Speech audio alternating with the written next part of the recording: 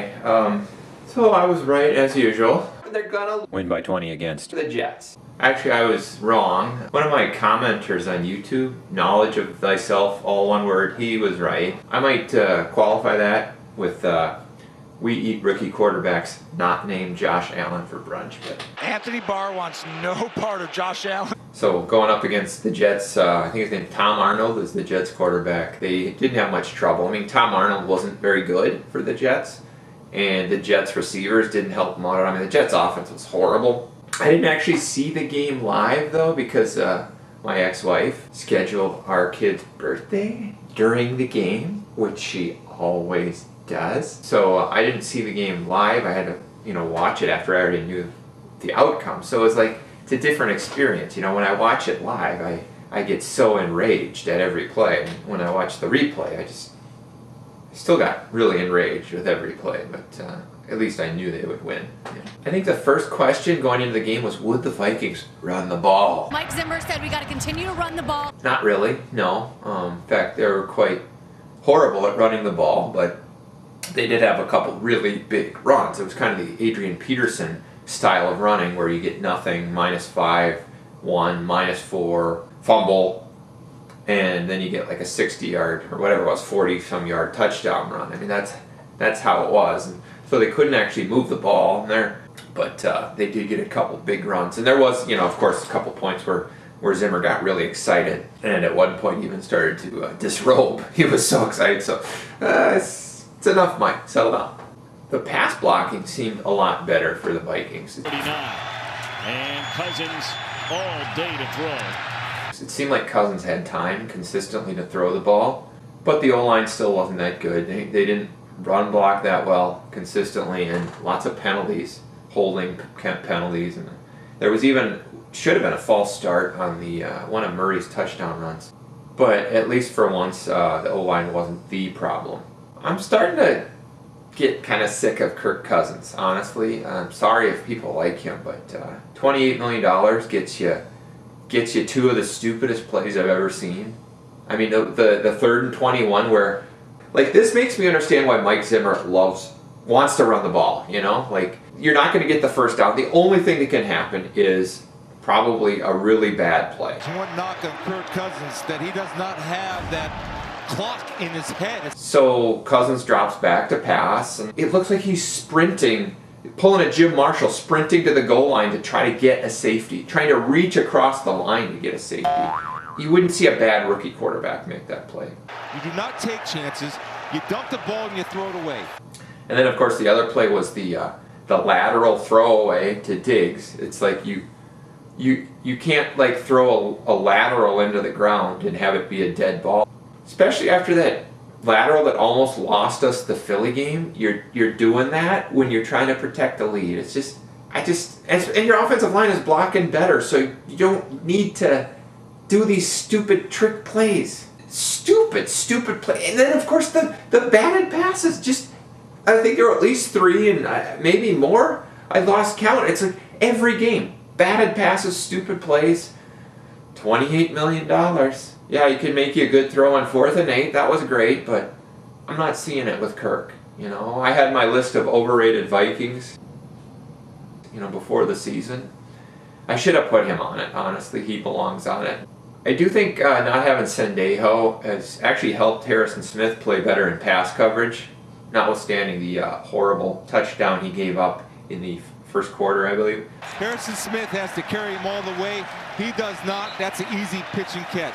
I think maybe he just doesn't. He feels like without Sendejo there running around confused, not knowing what to do, Smith can more focus on what he needs to do. So hopefully that'll continue. Hopefully Sendejo will continue to not play. But they did beat the Jets. They beat Tom Arnold. And it was, reasonably convincing. It was a reasonably comfortable win, and so you take it. It's on to the Saints, and let's just hope. I just hate the Saints so much. I mean, Drew Brees, I think, is a decent guy, but I still hate him. And Sean Payton, I hate worse than Joe Buck. Well, maybe not. But, yeah, I do. It's just Sean Payton. Let's just beat the Saints, okay? I'm not making any predictions. Okay, I will. Vikings are going to the Saints. I don't know if that's right, but that's just what I feel. Time for our awards this week. The Laquan Treadwell Award for being farthest distance from a first down while still trying to reach for a first down. That goes to, of course, Laquan 316 himself. I forget when it was, but I think he was like 8 yards short of the first down, and he was trying to reach for the first down, and his arm isn't 8 yards long, so it was pretty ridiculous, but so is he. Yo, Tyler, I hear your sister's going out with Squeak. What? Mark me down for another strikeout. Hey, I'm not going out with his sister. I think it was nice later in the game of Stephon Diggs to kind of show how you actually signal first down, and hopefully Laquan 316 can kind of get that down. That's kind of like the first step to being able to, I think, play wide receiver, which he currently really isn't able to do. The Kirk Cousins Award for having Flubber on your hands. That's a competition here between this Jets receiver, don't know his name, not going to look it up, but he was the one who, when Waynes got that interception that was like, Waynes didn't even have the guy covered, but, bounced off his hands, Waynes intercepted it. And I hear people saying, oh, Waynes had a much better game. It's like, you think that was Waynes? The other candidate is Xavier Rhodes, of course. This was on that pass that went right into his hands, bounced off, and first ballot Hall of Famer Harrison Smith, I should say, made the interception. So we're going to give it to Rhodes, All-Pro Xavier Rhodes, because that was pretty impressive the way it bounced off. I think Kirk Cousins is even jealous of how elastic his hands look, I think. The Michael Bennett Award for diving at a guy's knees, that goes to somebody for the Jets. I don't know his name, not going to look it up, but and I don't even know when it happened. I can't remember, but there was some point where this guy just dove right at, I can't remember whose knees he dove at, but it was very Michael Bennett-esque, diving at somebody's knees with the intent to injure. So congratulations, whoever you are. The award for a hold so egregious that even a Packers offensive lineman would get called for it 1 out of 20 times at Lambeau Field. That goes to, I think it was Remmers. I forget when it was, but he had this hold that was literally like, it was like Richard Simmons holding onto like a Steven Seagal doll. Like, I don't know what that means. Chad Clifton or some other Packers lineman who probably retired 30 years ago. I don't know. Brian Balaga getting called for that maybe 1 out of 20 times at Lambeau Field. It was that bad. The Aaron Rodgers Award for milking an injury beyond belief. That's going to go also to All-Pro Xavier Rhodes, who, of course, he has to get hurt every game and get taken out of the game. But this one was special. He had to pretty much be carried off the field. I mean, it's basically like Mike Hughes, when Mike Hughes got hurt. Mike Hughes actually is out for the year, and Xavier Rhodes is not. So we got to give Xavier Rhodes props. Very Aaron Rodgers-esque, although at least Xavier Rhodes, unlike Aaron Rodgers, he wasn't just sucking so badly that he felt like he had to act injured so he could come back. And because the Vikings were winning, I give props for Xavier Rhodes for not pulling that Aaron Rodgers act where, oh, I'm not playing well, so I have to act injured so I can come back and spark the team. Coincidence of the week, again, All-Pro Xavier Rhodes. He gets hurt, and next play, his replacement makes an interception. So he apparently doesn't have Flubber on his hands.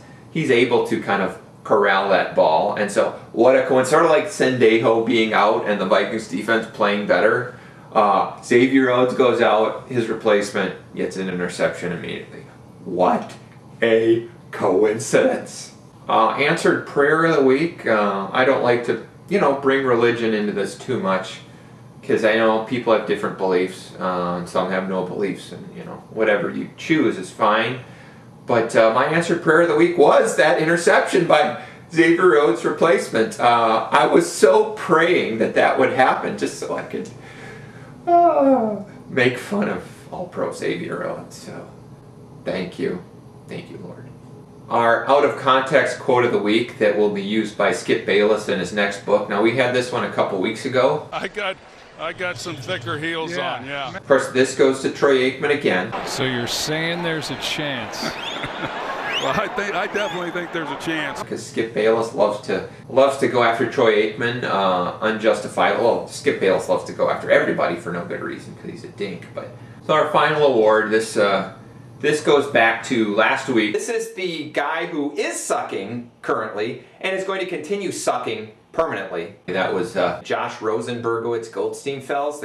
Josh Rosengreen-Bergowitz-Goldsteinfels, I believe was his name. The guy who's playing for Harvey Weinstein. And this guy wasn't born with a silver spoon in his mouth. He was born with Fort Knox in his mouth. Said everybody drafted in front of him was a mistake. And yeah, maybe Tom Arnold was, but I think I'd still take Saquon Barkley or Baker Mayfield over Josh Rosengreen-Bergowitz-Goldsteinfels. Well, question is he continuing to suck? I watched some of the game against Denver, and I believe he had 2 pick sixes in the first 3 possessions. So that's sucky. So he's continuing to suck, and much like Josh Allen from the Buffalo Bills is sucking also, as I had predicted. And so I don't really have a prediction for Tom Arnold, the 3rd rookie quarterback, first-round pick the Vikings have played this year. Let's hope we beat the Saints, because I hate the Saints and I hate Sean Payton. And come on, Zim. Let's come up with a really aggressive, mean, nasty game plan for that game. And let's hope Cousins doesn't sprint Jim Marshall style for a safety or do any more backwards laterals into the ground or get 58 passes batted down or I don't know, whatever. Let's go.